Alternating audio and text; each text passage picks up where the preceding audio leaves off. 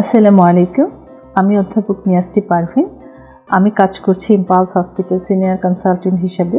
আরও আমি চেম্বার করছি পপুলার ডায়াগনস্টিক সেন্টার মিরপুরে। আজকে আমি এখন কথা বলছি অত্যন্ত একটি ইম্পর্টেন্ট বিষয়, সেটা হচ্ছে আল্ট্রাসাউন্ড নিয়ে। অ্যাকচুয়ালি আল্ট্রাসাউন্ড সেটা হচ্ছে আধুনিক বিশ্বের একটি বিস্ময়কর আবিষ্কার। এই যুগে এই সময় বসে আমি আল্ট্রাসাউন্ড ছাড়া কোনো পেশেন্টের চিকিৎসা করার কথা যেন চিন্তাই করতে পারি না। এবং গর্ভবতী মায়েদের জন্য আল্ট্রাসাউন্ডের গুরুত্ব কিন্তু অত্যন্ত বেশি। যেমন আল্ট্রাসাউন্ডের অনেক ইউজ আছে। যেমন একটি মা প্রেগনেন্ট হয়েছে কিনা আমরা যদি একটা আল্ট্রাসাউন্ড করি তাহলে আমরা সেটা কনফার্ম করতে পারি। এই আল্ট্রাসাউন্ড দিয়ে আমরা একটি গর্ভবতী মায়ের আরও অনেক কিছু ইনফরমেশান পেয়ে থাকি। যেমন একদম আর্লি স্টেজে যেটা আর্লি আল্ট্রাসাউন্ডে আমরা কী দেখে থাকি, যে মাটা প্রেগনেন্ট কিনা সেটা দেখে থাকি, তার প্রেগনেন্সিটা ভায়াবল কিনা, মানে এটা জীবিত বাচ্চা আছে নাকি কোনো মৃত বাচ্চা, সেটা আমরা ডায়াগনোসিস করে থাকি।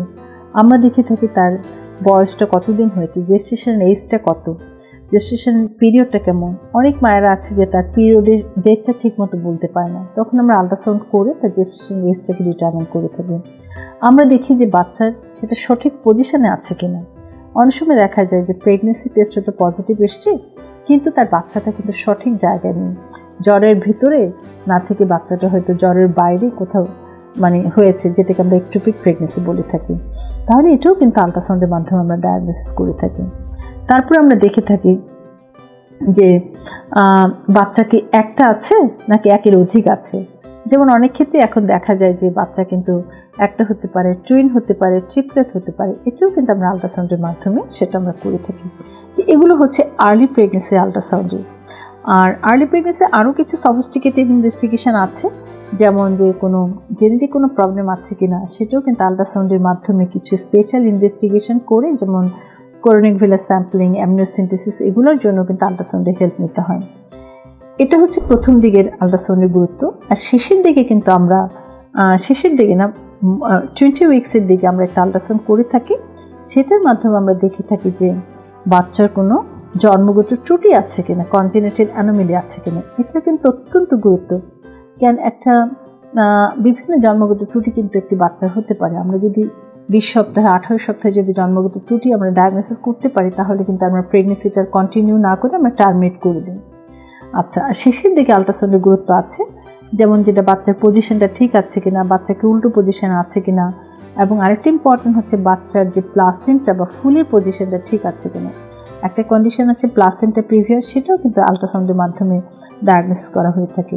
তারপর হচ্ছে যে লাইকারের পরিমাণটা, পানির পরিমাণটা ঠিক আছে কিনা, অনেক সময় পানি শূন্যতায় ভুগি, সেটা আল্ট্রাসাউন্ডের মাধ্যমে আমরা দেখি। তারপর ডেটটা ঠিক আছে কিনা, বাচ্চার গ্রোথটা ঠিক আছে কিনা, ওয়েলবিংটা ঠিক আছে কিনা, শেষের দিকে কিন্তু এই আল্ট্রাসাউন্ডের মাধ্যমেই আমরা সেগুলো সব কিছু ডায়াগনোসিস করে থাকি। একটি প্রেগনেন্সিকে আমরা লাস্টে আরও কন্টিনিউ করবো কিনা, ডেটের পরে কন্টিনিউ করবো কিনা, কন্টিনিউ করাটা কতটা সেফ, এটা কিন্তু আমরা আল্ট্রাসাউন্ডের মাধ্যমে ডায়াগনোসিস করে থাকি। কিন্তু যেটা সত্যিকারে যেটা দেখা যায় যে পেশেন্টদের কিন্তু কিউরিওসিটি থাকে প্রথম থেকে, এরা একদম 3 মাস থেকে কিন্তু বলতে শুরু করে যে তার বাচ্চার সেক্স কী সেটা ওরা জানতে চায়, ছেলে না মেয়ে, সেটাই কিন্তু ওদের বেশি কিউরিওসিটি থাকে। কিন্তু আমাদের কিন্তু ডক্টরদের উদ্দেশ্য থাকে যে বাচ্চাটা সুস্থ আছে কিনা, ভালো আছে কিনা, এবং সেই ইনফরমেশনটা আমাদের জন্য ইম্পর্টেন্ট। তো একটা সুস্থ বাচ্চাই আমরা আল্ট্রাসাউন্ডের মাধ্যমে দেখে থাকি।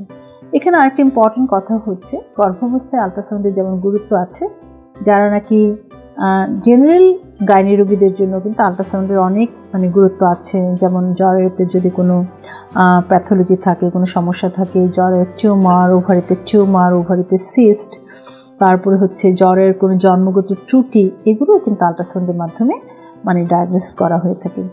আরেকটা ইদানিং আমরা যেটা আল্ট্রাসাউন্ডে খুব বেশি ইউজ হয়ে থাকে সেটা হচ্ছে যারা বন্ধ্যাত্বে ভুগছে তাদের ডিম্ব স্ফুটন হচ্ছে কিনা, ডিম্ব ম্যাচিউর হচ্ছে কিনা, এটাও কিন্তু আমরা আল্ট্রাসাউন্ডের মধ্যে করে থাকি।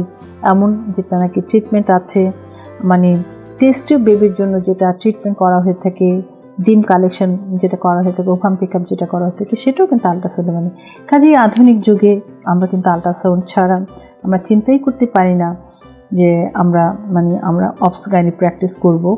কিন্তু আল্ট্রাসাউন্ড আমরা কখনোই কোনো বিনা কারণে কোনো আমরা আল্ট্রাসাউন্ড করব না। যেখানে যতটা প্রয়োজন, যখন প্রয়োজন আমরা সেখানে আল্ট্রাসাউন্ড করব। এবং আরেকটা ব্যাপার হচ্ছে, আল্ট্রাসাউন্ডে কিন্তু এখন পর্যন্ত কোনো সাইড ইফেক্ট বা কমপ্লিকেশন এখনও কোনো কিছু জানা যায়নি। এখনও রোগীর জন্য, বাচ্চার জন্য পুরোটাই সেফ। কাজেই আমরা আল্ট্রাসাউন্ডের অ্যাডভান্টেজ নেব এবং আল্ট্রাসাউন্ড করে আমরা মাকে যথাযথ তথ্য দেব এবং মাকে আশ্বস্ত করব। ধন্যবাদ।